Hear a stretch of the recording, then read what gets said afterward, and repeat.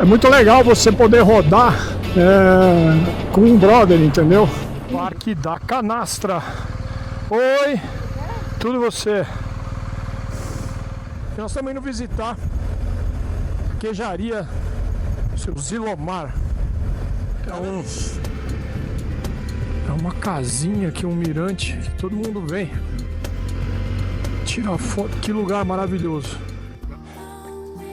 E eu vou fazer agora uma prece a São Francisco de Assis.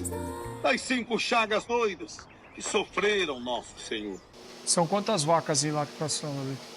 Agora vai ter umas 60, mais ou menos. 60? Uhum.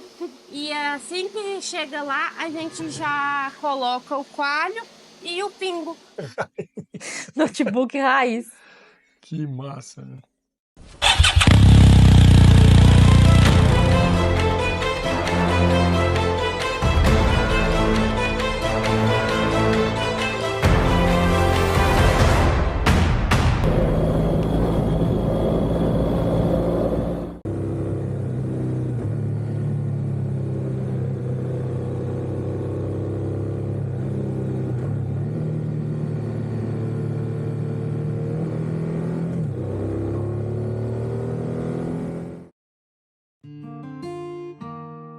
Dos céus da Serra da Canastra, enxergamos mais do que uma paisagem. Encontramos a essência de uma família que faz do campo o seu lar.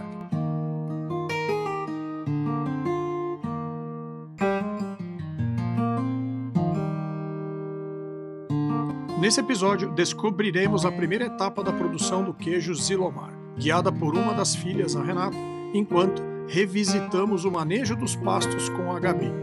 Duas histórias que se entrelaçam mostrando o quanto dedicação e amor podem transformar o trabalho em legado. Mas o teu dia começa vendo os pedidos. O dia começa vendo os pedidos, respondendo as mensagens dos clientes. Isso tudo chega pelo Instagram? A maioria chega pelo Instagram ou chega por alguém que passa o contato, que já comprou o queijo com a gente. E também pelo pessoal que vem aqui na fazenda e compra com a gente, e depois acabou o queijo e aí eles querem queijo de novo. Aí é onde já tem o contato, manda mensagem e a gente vai fazendo as reservas. Porque principalmente nessa época do ano agora, a produção cai muito. Por causa da questão da seca, produção das vacas. Da produção das vacas, que aí mantém o gado a pasto, mas aí a produção cai praticamente pela metade. Então a gente lida nessa época. Vai adequar então a menor produção. E aí tem que ajustar essa oferta aí para os clientes. Né? A capacidade de entrega das peças, porque aí você tem que obedecer o tempo de maturação. Tava muito frio, então na época do frio e na época que tá fazendo calor dá diferença no tempo de maturação, porque a gente precisa de umidade e temperatura para maturar o queijo. Então quanto mais frio, mais demora, porque ele demora a amarelar a casca, ele demora a secar. Mas em compensação tá muito seco, então você corre o risco de perder muito peso e aí o queijo meio que desidratar de isso uma que eu ia vez. falar. E aqui a gente não tem a casinha de queijo, né? Eu brinco que a gente não tem queijaria. O pedido chega e a gente vai fazendo as reservas de acordo com a produção que a gente tem e o tempo de maturação que a gente precisa de obedecer, que é no mínimo 14 a 15 dias. Quando você fala meia cura, significa então que seria um processo de quantos dias? No mínimo 14. 14. Que é o processo mínimo de maturação que o queijo canastra precisa de obedecer hoje. E o teu é 100% meia cura? Porque ele precisa sair daqui a partir, né, dos 14 a partir dias. Dos 14. Aí tem ele meia cura e tem gente que gosta do queijo curado. Tá. Cada propriedade, o clima de cada propriedade dá a característica do seu queijo. Então, o queijo meia cura, ele é um queijo mais jovem, né, que obedece a esse prazo de 14 a 15 dias no mínimo. E no caso da nossa propriedade, nessa época do ano, ele vai aí de uns 14, 15 dias até uns 20, mais ou menos, né? 20, 21. A partir daí, aqui na fazenda, ele já começa a perder muito peso e a ressecar muito por causa da altitude e que agora a gente está entrando em agosto, que fica quente e seco. Então, a partir daí, você começa a olhar o queijo e você vê que ele já está com uma casca bem mais formada, com uma textura bem mais firme. Então, a partir de uns 25 dias, ele já está um queijo curado. Que aí ele já está mais, digamos assim, num ponto pra ralar, pra fazer receita, pra usar mas pra comer também, porque tem gente que gosta do queijo mais firme. Então a gente tem ou meia cura ou curado, mas a gente opta pela produção tá mais baixa nessa época do ano, a gente atende o meia cura, porque senão você fica com peças na maturação Muito mais tempo. muito mais tempo e para uma demanda que é muito menor, porque acaba que o nosso cliente ele gosta mais Do do meia queijo cura. meia cura. Então, na verdade, o meia cura que você fala é a partir de 14,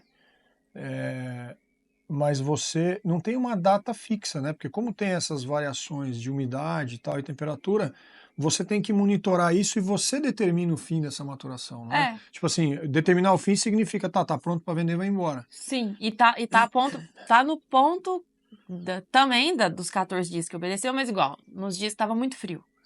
Dava 14 dias, o queijo estava branco ainda. Entendi. Não tava com a casca toda mais amarelinha. E essa época que tá muito frio, ele não fica com aquela casca toda amarelinha, brilhante. Ele fica com a casca um amarelo mais claro, um amarelo mais palha. Porque aqui na fazenda a gente sente muita alteração na produção. Claro, porque varia... Por causa da variação do tempo. E a variação do tempo, né, muda bastante a produção de forragem, porque... Os pastos mudam completamente. O pasto muda completamente. Você tem... Cai pela metade, praticamente, né? Agora a gente lida aí com 12, 15 peças por dia. Tá. Aí na hora que chega na época das águas é maior a quantidade. A gente vai até umas 30, 32, tem época, né? Mas no queijo a gente sente ele mudando aí umas 4 vezes no ano. Assim. É como se a gente tivesse as 4 estações. Mas não é data certinha. Sim, não é como diz meu pai, um ano não repete o outro. Nunca. Então agora é seco e quente. Antes estava seco e frio. E para controlar isso de forma natural, não tem como você lutar contra o clima. Isso é absolutamente artesanal. Né? E obedece o sazonal. Claro, porque, não, eu digo até no produto, porque se você for assim, se olhar uma indústria, ela pode maturar com data fixa, porque se ela controlar lá numa câmera fria, temperatura, umidade, não sei o quê, bom, no dia tal vai embora porque chegou naquele ponto. Ele fica independente da época do ano, né? É no visual e no tato. Você pega na peça do queijo, você vê que ela já tá firme, a casca já tá amarela, então já tá o mais amarelinha, que ela vai chegar ali dentro desse intervalo de meia cura, que você começa ali com os 15 dias e você vai até mais para frente ou não, e também tem a data que você faz a postagem, então você tem uma janela. Você não tem uma data fixa, mas você tem uma janela para poder fazer esse envio. Mas você atende também em varejo, né? Então, você vai ter ali alguns fornecedores, você tem que ter alguns clientes, né? Que ele lá na cidade dele, no lugar, ele vai revender. Eu falo que, graças a Deus, os nossos parceiros de revenda, eles são amigos, né? A grande... Não são muitos, porque a gente não tem capacidade de produção para atender muita gente, mas os nossos parceiros de revenda são amigos nossos. E é num raio perto? É perto? Relativamente perto, porque a gente não tem como mandar. Tipo, a logística para mandar longe, né? E são pessoas que já vieram da fazenda, conheceram a realidade da fazenda. Então, eu gosto sempre de convidar o pessoal para vir ver, para conhecer, para entender a realidade, porque aí fica próximo. A primeira coisa que eu vou explicando quando um parceiro de revenda chega, eu falo, nossa produção é artesanal e é pequena. Então, eu já vou explicando tudo e deixando bem claro, ó, na época da seca a produção vai até tantas peças, eu já deixo uma janela de pedido, eu falo, ó, o meu pedido mínimo é 6 e o meu pedido máximo é 20. Eu não consigo atender mais que isso. Ou eu vou te atender toda semana, ou eu vou te atender a cada 15 dias. Então, eu já explico para o parceiro de revenda, para ele conseguir explicar para o cliente dele. A Renata nos revela os primeiros passos para transformar o leite fresco no autêntico queijo Zilomar. Aí é onde a gente vai pôr o coalho e o pingo. Esse aqui é o pingo que a gente coletou dia 15. Aí a gente deixa anotada a data do pingo que foi coletado. Eu faço o teste de acidez, que mede o grau Dornick dele, que é uma medida de acidez. E aí a gente mede que tem que pôr tem uma proporção. A gente usa numa medida de pingo uma proporção de 2 ml de pingo para cada litro de leite. 2 ml para cada litro de leite. Para cada litro de leite.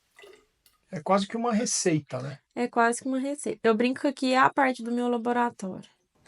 Aí você vem, coloca o pingo, que aí ele já vai acidificando o leite, para na hora que você colocar o coalho, o leite já tá Aí mexe tudo devagar. Você não precisa bater o leite, agitar muito o leite. Quanto menos movimentação no leite tiver, melhor. E aí agora a gente põe o coalho. E põe. E mexe só mais um pouquinho, só para poder misturar homogêneo, para não... Sempre mexendo devagarzinho. Aí você dá só uma parada no leite, para ele não continuar agitando, que aí você estaciona ou... Você segurar a pá assim, que aí o leite para de mexer. Uhum. E aí agora deixa descansando 40 minutos a 1 hora. No máximo 1 hora ele já vai estar coagulado. Aí a gente vem cortar a massa. Aí a hora que você vê que ela tá bem cortada, que os grãos já estão num tamanho uniforme. Não precisa ser muito pequenininho, mas você tem que ser num tamanho... a gente brinca que é no tamanho de uma azeitona, de um grão de feijão. Você vai ver que ela já tá bem cortadinha, que vai ficar fácil a prensagem. E aí você vai passando a pá no movimento meio que de baixo pra cima pra subir alguns, se tiver ficado. Agora que é coisa de 5 minutinhos, ela já vai separar mais o soro. Igual, essa aqui a gente tinha colocado o coalho primeiro. E eu já cortei ela antes, ó. Aí o soro brota. Aqui em cima, ó, tá só o soro aqui em cima. E aí agora a gente já vai fazer a dissora, que aqui o soro brotou aqui em cima, a massa tá mais lá no fundinho. Se você mexer, ela ainda tá mais lá no fundinho. Aí agora a gente já vai dissorar e prensar. Aí aqui agora a gente vai tirando devagar, ó. Aí sai a maioria do soro. Isso, cada produtor e cada propriedade, essa parte da dissoragem, prensagem, cada um faz de uma maneira, né? Dá a sua identidade, mas basicamente é isso, é a dissora, a prensagem e a salga, é o próximo processo. Aí esse soro a gente já cai no tamborzinho, já é canalizado pela mangueira, já vai parar direto no Já tá lá no chiqueiro. Lá no chiqueiro. É. Você vai prensando devagarzinho. Tem gente que já vai trazendo essa massa mais mole e colocando aqui. Só que eu acho que dá mais trabalho. Quando eu era pequena, eu lembro de eu pequenininha. Aí era na outra casinha que a gente fazia, né? Aí era diferente as coisas. Tinha uma... A banca era essa mesmo. Mas aí o soro caía num coxinho de madeira. E aí você ia tirando o soro do coxinho de madeira, pondo nos baldes e levando lá pro chiqueiro. Aí eu era pequenininha, aí eu tinha uma forminha desses de caninho, de brinquedo. E aí eu lembro de eu petitinha no caninho pequenininho assim, prensando na beiradinha do coxo de madeira. Tem o coxinho guardado assim, ele fica lá no paiol lá, encostadinho lá. Falei pro meu pai que ia ser relíquia. Legal. E aí depois eu fui crescendo e fui pra banca pra ajudar, porque tinha que interter a criança na roça pra poder ficar sob a supervisão da mãe, né? Pra ficar ao alcance, porque criança na roça não pode deixar sentar, como diz, de olho. Aí eu vinha, só que eu já não dá. Pra ficar no coxo, eu tava grande. Pra alcançar na banca, eu tava pequena. Aí põe um tijolinho. Aí eu subia no tijolinho pra alcançar. E ficava assim, entre aspas, brincando de fazer queijo, né? Pra estar junto. Mas foi assim que eu fui crescendo e vendo minha mãe fazer. E aí, conforme a idade ia passando, a forminha que eu ia ganhando ia ficando maior. Até quando realmente consegui fazer na forma grande. Não precisa pôr força. Ele sai bem suavezinho.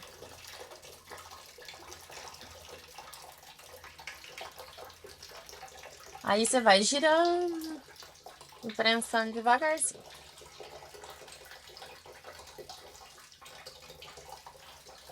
Não pode ter pressa.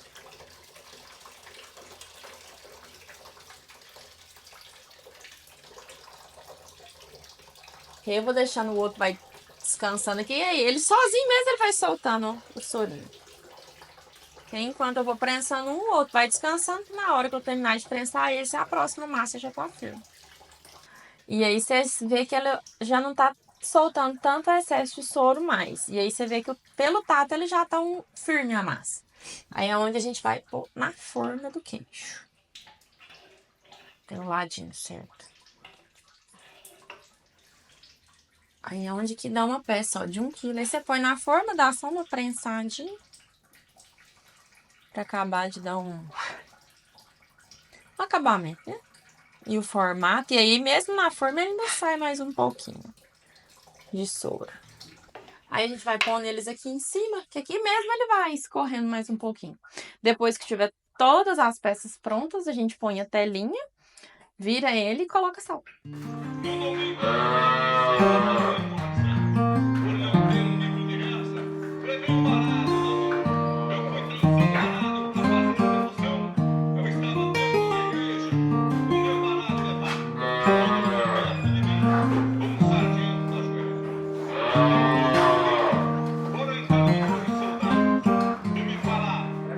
Depois de conhecer a primeira etapa de produção do queijo com a Renata, seguimos agora para o campo, onde faremos algumas abordagens sobre o que se pode pretender em termos de manejo dos pastos da fazenda com a Gabi. No caso de vaca de leite, essa distância percorrida, às vezes ela é muito grande. Então a gente está falando assim, de gasto energético. Então a vaca ela precisa mobilizar tudo que é da dieta dela para transformar em leite, né? Então se bem que o gado de vocês é um gado de menor mantença, gado até ele aceita isso. Mas aí fica bem longe. Então, quanto maior a distância do curral, mais energia elas vão gastar. A gente sabe que as propriedades aqui elas têm a questão da declividade muito acentuada, né? Então, você pega, por exemplo, daqui para baixo o trator não vai, né? Não. Quer dizer, vai morro abaixo, vai rolando. Então, mas o que me vem à cabeça, e a gente sempre faz isso, o Vitão levanta nos mapeamentos, é a declividade em termos do uso do solo. Então, tipo, o que eu posso de mecanização aqui, o que é apto, o que não é. E também as vacas em lactação cada vez mais próximas do curral de ordenha. Essa é uma coisa assim que eu pararia para pensar. Então, essa é uma área legal que podia pensar. Essa área do lado também, que eu acho que ainda a declividade ajuda um pouco, apesar de que tem lugar mesmo que é mais a pique. Aquele outro pasto do outro lado também parece. E tem um ali atrás do curral, esse eu acho que é talvez dos pedaços menores, mas que tem uma declividade bacana.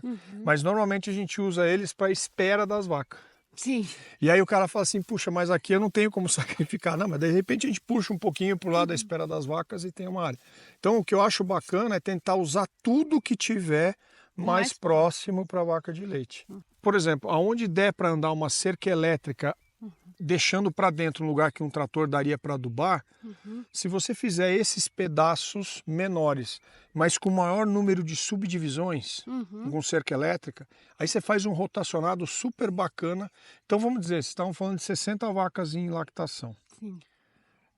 A gente já... vamos jogar por baixo. Se você tiver, sei lá, 6 vacas por hectare, você precisa de 10 hectares. E 10 hectares você acha meio perto. E a fazenda com o tamanho que tem, 10 hectares não faz nada, né? Então eu faria esses módulos mais produtivos perto. Aí você vai concentrar todos os seus animais em lactação ali. E o que vai acontecer? O resto da fazenda folga. E aí você tem mais, né? Então, para essas áreas que vão folgar, você tem vaca solteira para levar, novilha em recria para levar. Quer dizer, então, tira esse gado mais para fora. Então, seria na sequência, vaca em lactação bem perto, um pouquinho afastada delas o gado de leite ainda, que não é que é improdutivo, mas que não está na produção. Então, vaca solteira, vaca prenha e novilha. E atrás delas, lá no fundo da fazenda, o gado de corte. Mais lá para cima, já fica mais difícil. Aparentemente, aquele lado ali, ele é mais caído, é mais íngreme do que aqui, né? Apesar de ser perto, você entendeu? Então, essa seria aquela situação que eu estou te dizendo. Daqui a pouco aqui cabe o teu gado de leite mesmo, mas que não fosse das vacas em lactação. Sim. Então, e outra coisa que tá legal é que as tuas áreas, elas estão empastadas, Gabi. Aham. Entendeu? Então, eu tenho muito receio quando a gente chega num lugar que tem esse tipo de relevo e se tiver solo exposto. Não é o caso de vocês aqui, então você não vai ter problema de erosão aqui. Vai usando o que você tem. É o melhor jeito. Agora, se você for querer entrar aqui com um trator, brigar com esse relevo...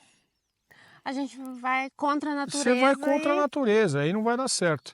Então, esse manejo aqui eu não estou falando para você fazer 50 piquetes aqui, mas se você tem um e dividir no meio, é uma grande coisa. Sim. Se você tem 2 e divide em 4, melhorou. E assim por diante, entendeu?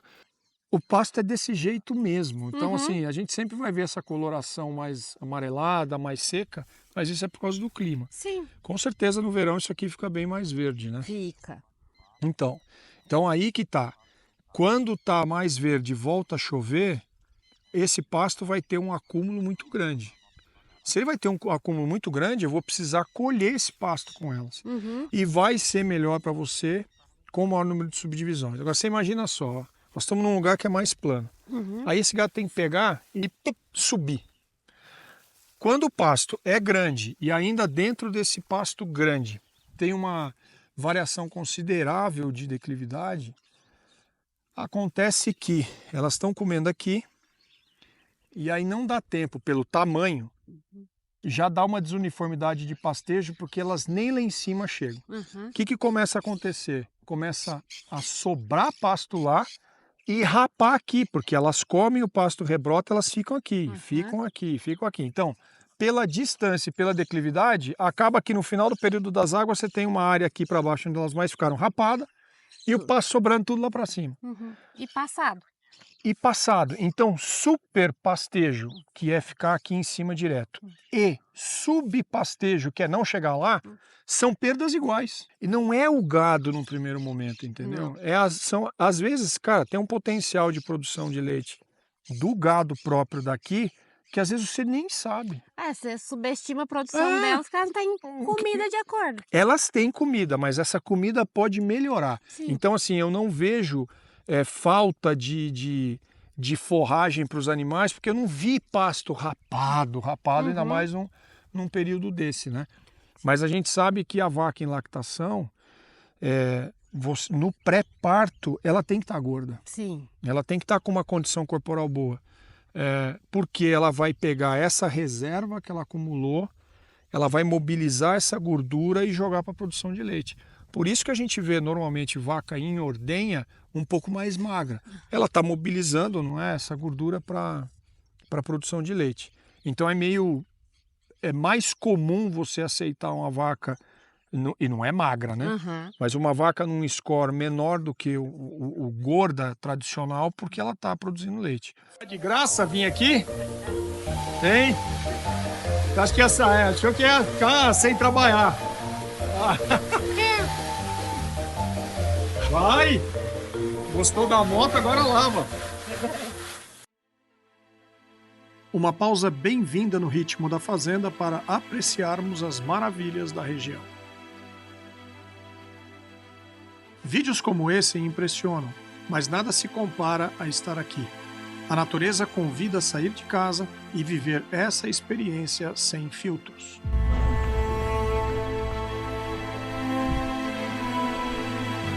Enquanto avançávamos rumo à Casca d'Anta, a primeira queda do Rio São Francisco, a emoção cresce a cada passo, revelando uma força que só se sente ao vivo.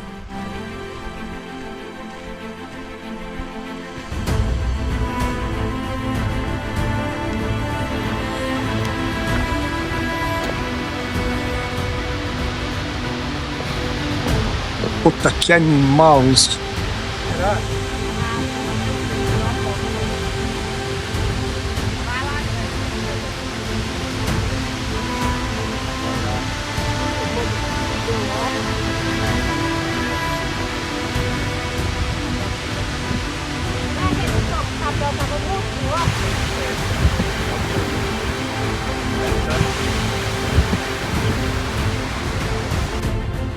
Retornamos à fazenda sob a luz dourada do entardecer, com o paredão da canastra ao fundo, lembrando a grandiosidade dessa terra.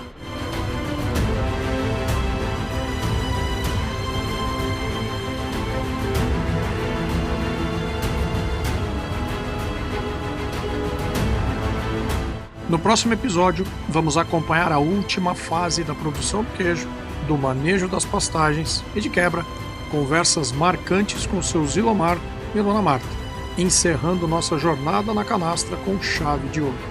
Inscreva-se no canal, ative as notificações e siga acompanhando esse documentário que mostra de forma inovadora a pecuária nacional. Um abraço, Felipe Moura, e a gente se vê pelo campo. Senta lá, mano.